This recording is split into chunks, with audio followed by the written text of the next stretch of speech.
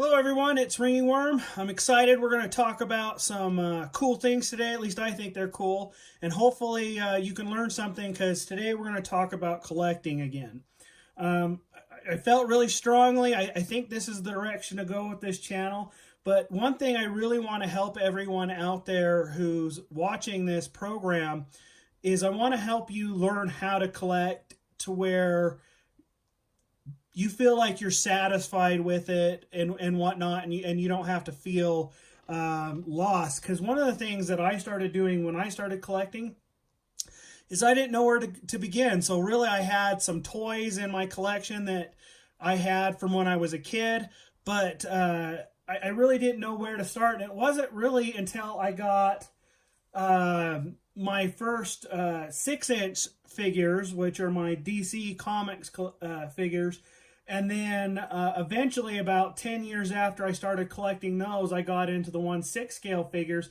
Did I really start to understand at least my genre for collecting? So what I wanted to start off today was with this item. Now, I picked this up today at Walmart. I picked this up at a Walmart here in Utah, at the Payson, Utah Walmart. If you're interested, that's where you can get it. I'm sure that most of the Walmarts will carry these at some point in the near future. However, just remember, this is probably going to be the most sought out of the Transformers that comes out from the reissues. So I wouldn't wait to pick this up. I would pick this up as soon as you can, and I'll explain to you why. So collecting, one thing that I've watched on different channels is collectors talking about scale, and I'll explain to you why that's a big deal. Because in this video, and I'm going to try to keep it to 15 minutes, but we'll see how it goes. In this video, I'm going to show you the different scales of the old original type Transformers. So this is a G1 reissue from Hasbro, and I'm so excited. I know some people were talking about the trailer not being included, but this is awesome. I picked this up thinking it was going to be plastic, and it was just going to be kind of fan service, and it wasn't going to be that awesome. But first and foremost, I want to start off by saying, oh my gosh, the color on this thing is amazing. I have this sitting with my old G1 toys, and I just can't be happier with it than I am right now. And it comes with, it's got rubber tires. Somebody asked me that question on Facebook. It's got die cast. The feet here, the feet are die cast. This piece right here is die cast, just like the original. And I was so excited when I found that out. I had to post it on Facebook as soon as possible. So I don't have an original Optimus Prime, unfortunately, because I was never in a financial position as a child to get one. My parents weren't either. And I was only 4 years old when Transformers were big. So I actually do have the original G1 Ultra Magnus, which comes with kind of the same mold. So if you look at these two figures, they are pretty much dead on. They're the same height. They have a lot of the same features that the original comes with. Now, this is a leftover from the 80s. I bought this in 1986. I was 6 years old when I purchased that one, and I never actually had Optimus Prime. So if you look at the scale on these two things, they're right next to each other. You can put those next to each other, and all is well. But here's the difference. Now, I'm going to show you in the second half of this video what I mean by different scales as we're talking about things. Now, here is a G1 reissue Bumblebee. Now, this, I believe, is the same height as the original. As you can see, he sits there about little above Optimus's kneecaps. Here, let's try to turn it a little bit to where you can see. So that's how high he stands. And if you were an original toy purchaser in the 80s, that's fine. There's nothing wrong with that scale as far as the cartoon and as far as your toy goes. But when you look at the scale of the Dinobots, for example, next to the G1s. Now this is a G2, I believe slag. I'm pretty sure it's G1's G2 slag, which is the same mold as the G1. It's just a different color. So this is G1 slag. Now, if you notice, there's a big problem there. The problem is Optimus, it towers over slag, and that to me really has bothered me over the years because it just doesn't feel right, especially when you're a little kid. You have to use a lot of imagination because that doesn't really do anything for you as far as your love of the figure. So what I'm going to do is I'm going to pause the video and I'm going to give you a comparison with the Dinobots from the Masterpiece line and Fans Toys. So I'm going to put MP10 up here, which is the standard for all Masterpiece Transformers, and I'll put up the same Dinobot and Bumblebee next to the Masterpiece, and you can see better what I'm talking about as far as scale. So, all right, everyone. So I have Masterpiece 10. Also known as MP10, the Takara Tomy version of Optimus Prime. For those of you who don't know, Takara Tomy is the original designer of the Transformers, at least the main line of Diaclone figures. Now, Diaclone was the name of the Transformers overseas before Hasbro bought the rights to at least the rights to make them here in the United States and produce the television show. Before the Transformers, there was no television show for the Transformers. It was just the Diaclone toys, and they used to have people that would operate them. So you might hear the phrase MP10 Convoy because that was his original title in the Diaclone line, was Convoy. And you see Bumblebee. Now, just so we're clear, if you put the original Optimus Prime, obviously a lot smaller, but then you put the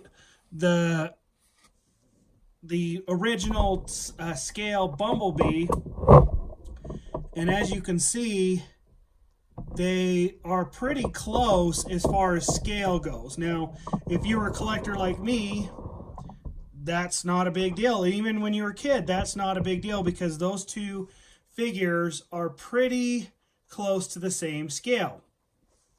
So here's the problem. So if I put, just really quick, just to remind everyone, this is the G2 version of Slag, original G2, same size, same scale, same mold. The only difference is the color of the original G1 toy. So if I put that next to those Transformers, you can see how small he is. Now, if I put Slag here, I'm going to get Bumblebee out of the way, next to MP10. Now, this is a Fans Toys version of the Dinobot. So, just for context, you can't even see all of Slag in my camera shot without me having to kind of expose my sides and whatnot. That's how much bigger he is than Optimus Prime. You can see that he towers over him at least. I can't even. If you just go on head comparisons, he's not incredibly taller. If you go off of the top of his Dinobot head, then he's considerably bigger. I'm sorry.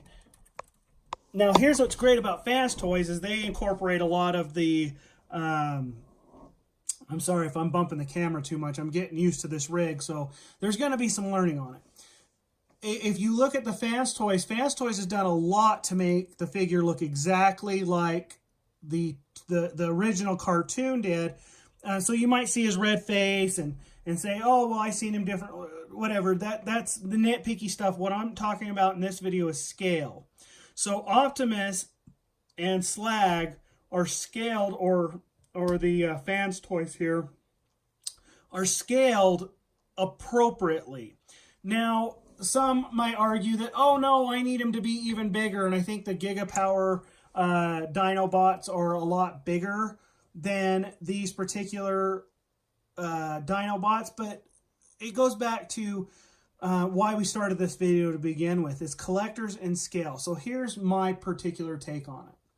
When I transform these, and I have the Dinobots in their Dinobot form, in their alt modes, I feel like they are big enough. They do the trick. They scale well with all the other Transformers in the Masterpiece line, and they look really well. And the reason why I'm talking about this in the video is when I was starting to do my collection to where it is today, it was really hard to understand the different scales. And I'll give you an example. They have the original line scale. They have the Legend scale. They have all these different scales. And even right now, I was at Walmart, and I should have picked one up, but I didn't.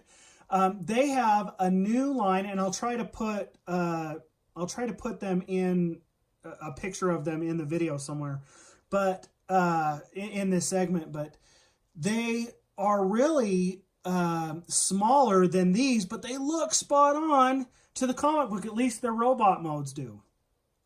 So my point is if you were just starting out collecting and you went to Walmart right now and you didn't see the Generation 1 toy, you might see this alternate version of MP10 in the newest line, and I can't remember what it's called. Again, I'll put the picture up. You might see that scale and think, oh, that's great. Well, here's the thing. If you like that scale, it's fine, but here's the problem I have with it. Its alt mode does not look anything like this one's alt mode, and I'll put a picture of that in the screen too. So you have different variations in size. You even have some titanium all die-cast type Transformers. They all look good. They all might be in your collection. But if you're like me and you're looking to start somewhere, money becomes a factor, and I'll give you a couple examples. These two figures a piece cost over $200 a piece. So you're looking at $400 right there on the screen. A lot of people don't have $400 to spend on two figures. By the way, I have upwards of 30 or 40 Transformers. So do the math. I've got a lot of different figures and a lot of different and they all cost quite a bit. Some of them are cheaper. Some of them are more expensive. The Fans Toys figures cost anywhere between $150 and $250. Some of them $400. It just depends on where you get them. This figure right here, then I'm going to put it back into the screen. This one cost, let me zoom in here because this one cost $50 basically. $50 for this particular Transformer. This one cost about $10. He's just this little tiny Bumblebee reproduced, very cheap. Came on just a little tiny stock card. There's nothing spectacular about that particular figure. So when you start your collection, when you get into it, keep in mind that different collectors want different things. They want different scales. They want different whatever. Whatever you can afford that means the most to you is the important thing. So to kind of sum up this video, I've got, I'll just put this back here, original G1 reissue. And they have the die cast here and the die cast in the feet. They both have rubber tires. They're pretty awesome. I'm going to show you a couple other things really quick. Here's another thing that I want to show you really quick before I get going. So this is what it looks like, the G1 reissue in the box. So there's Optimus Prime. There's some of the accessories he comes with him. The thing I like most about this is it comes with a lot of those things that the original came with. So if you look here, it's got the description. It's got the little card there with his powers and whatnot, just like the original toys. And for me as a collector, that's what brings me back to earth. But again, $50. So I spent $100 today on Transformers. Didn't plan on spending it, but that's how much I spent. One thing I wanted to show really quick is this is something I have in my collection. is you notice this is not a Transformer, but the reason why I have it in my collection is because it is the exact same scale as the toy I just showed you. So again, sometimes it's, for me, I didn't know they were coming out with this reissue. For me, it was, I just needed something to fill that void of the old G1 Transformer, and I have him next to MPO1, the Masterpiece Optimus Prime, and I'm like, that'll serve the purpose. Now I have a G1 reissue Optimus Prime, and I couldn't be happier because I didn't think I'd ever get one. They're over $100, the reissue ones on Amazon, and I got this at Walmart for $50. So again, when you start your collection, understand what you're buying. Don't waste your money on, if you're looking at value, don't waste your money on things that will never carry the value. If you're looking at just fulfilling a visual need, then sometimes those items, like I described earlier, will fill that void. But in a nutshell, guys, collecting is all about what touches your heart. And today I was at Walmart, and this G1 reissue Optimus Prime tickled my heart. I got super excited about it, and I made the purchase today. So if you want to pick this up, $49.97 is the actual retail price at Walmart. You can pick those up. I don't know if at your local Walmart, this one was available at the Payson, Utah Walmart. Guys, love to hear your comments. Let me know what you think of the video. Can't wait to do the next one. I've got some ideas for the next videos, but we're really going to go into this collecting and how to get started and what you need to look for different type items. Anyway, guys, that's Ringingworm today. Thanks for watching today, and we will see you in the next video.